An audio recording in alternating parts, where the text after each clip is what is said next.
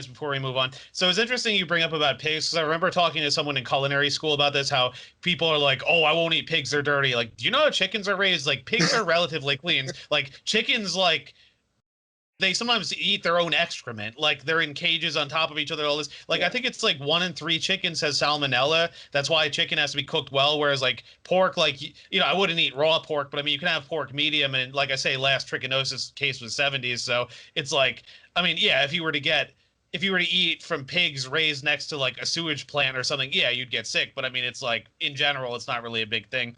I think what you were sort of alluding to with your thing about the diet was the Iberico ham. That's one of my favorite things, actually. I think I might have some pictures from another place. I'd have to look it up, but it's expensive stuff, though. I think it's like $100 a pound. Yeah. But it's the pata negra pig. It's a black pig. It eats a diet of usually acorns, sometimes chestnuts. That's all they eat. It has kind of like a nuttier flavor. Some people have wondered if it actually lowers your cholesterol because there's a lot of monounsaturated fats. So it's like meat that lowers your cholesterol. For me, that's like too good to be true. But it's hard to get a hold of though. I think it was illegal in the U.S. up until a few years ago because like import laws and regulations and stuff. But they said it was kind of a pain, but I guess now you can get it. I mean, it's pricey. Like it's not something you get all the time. I mean, one leg is several pounds, so you figure that's a few $100, but usually slice it super thin, so it's like it will last you a while. I'll say that.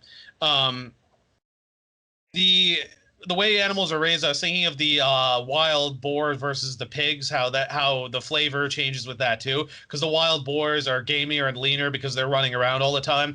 One of my favorite restaurants, DB Bistro, will probably cover that. I actually had I think it was a boar chop or something. And it was interesting, but it was paired with a Pinot Noir, and they said it was fitting because apparently the wild boar would actually snack on the Pinot Noir grapes, and the farmers would actually shoot the boars because they were, preying on the grapes that they needed for wine. So like pairing the Pinot Noir with them, it's kind of poetic justice, but it also works well.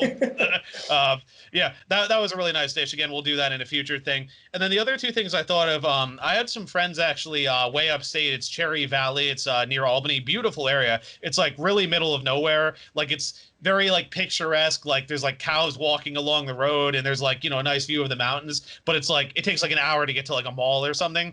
I had some friends that used to grow up down the street from me, not in the city, but upstate, and they moved up there and they started a raw milk farm, and it was really cool. They showed us their whole process. Like there's a whole thing about like the cows are kept super clean. They go into this facility. They say the machine that harvests the milk has to be kept super cold. That way, right when the cows are milked, the milk is chilled like right away, so there's no chance to grow bacteria. Whereas in the past, it used to be that they would milk cows into a bucket and let the bucket sit, and that's how bacteria grew. But if you cool it down right away, it's fine. And of course, you preserve the probiotics and other healthy things. It's harder to get raw milk. I mean, you can, but it's like there's some restrictions and you can't sell it on a large scale.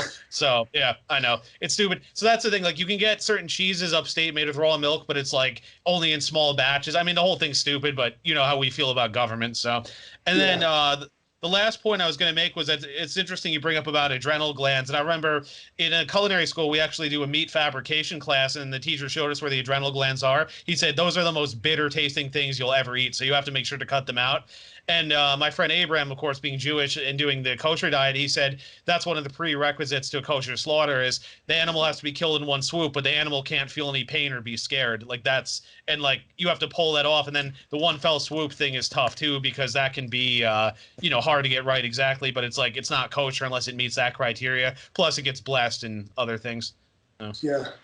And that's another thing. Like it's different parts. And yeah. I remember for me, I've been dressing chicken since I was I think in my early teens and things like that, where you just get like full chicken and you cut it up and Mhm. everything. And the thing of the gallbladder, there's like green bladder in it that you can like cut, and if it goes into the meat, it kind of taints the meat and things like that. So there's things like that to just be aware. And I think agricultural tourism is something that is done. It's not something that's done enough. I think people should do it. If schools were truly about educating people, imagine if there was like a course where they said, okay, for every person in maybe their fifth grade or something, and then again in ninth grade or something, just sporadically you just have a class where it's like, okay, we're going to do a field trip. Instead of doing like a field trip to like some amusement park or some museum, like a field trip to like some farm location and actually see how like food is made and things like that.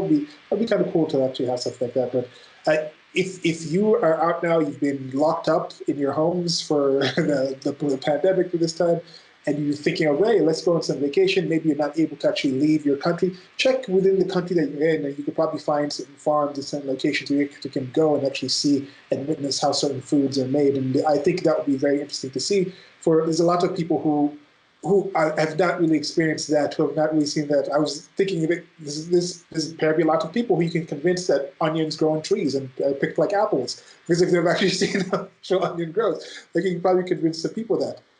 Some people have probably never eaten a grass-fed beef steak. Like just, as I mentioned, just take some time, save some money up, order from some place that can ship it to you, this 100% grass-fed or just mostly grass-fed, none of this other corn and all these other things that cattle can't get access to in their evolutionary environment. And just go to like your regular supermarket and get a steak from there, same cut, cook them in the same way, and just taste them. And tell me there's not going to be a difference. Just use like salt and maybe some pepper, whatever. Just keep, and you'll definitely see a difference in the actual mass of the meat itself, the kind of muscle and the kind of animal that it is versus the ones. Just try that, and then you might still be able to just go back to that. But for me, that's one of my major gripes of having lived in Europe. I was born in Europe, then moved to Kenya, then moved to the United States of America. But at that time, I wasn't really as familiar. Then I went back to Europe, now I'm back in Kenya. And now when I go back and forth, there's just certain foods I just can't anymore in the United States of America, just from the way that it's packaged and processed and preserved, and the actual food that you actually get is just it's the simulacrum. It's like simulacrum. Like that word I'm going to say, but it's hard. Simulacrum of it. That's not. There's something missing. It's like I think the soul of the food is gone, but there's something missing, and it's something that we've discussed in a separate thing about how most Americans, many people have never actually tasted the strawberry, but they don't even taste the strawberry. They taste like not even the concentrate of the strawberry, but they taste like some chemical concoction version that doesn't even have any actual bit of the strawberry, not even like breaking down preserves or concentrate into the juice, but they'll drink like a Slurpee from like a 7-Eleven. And that will be what, when they think strawberry, that's the taste that comes to their mind. So if they actually have just the most natural strawberry ever that has never actually touched any actual artificial human created kind of processes to it, that strawberry will not taste like a strawberry to them. That kind of thing, to me, I've experienced that in a very real manner. And I think once you actually go out and try that, it's going to be an eye-opening experience, I think, if you actually go out and do that. Definitely. All right. Yeah, and I think that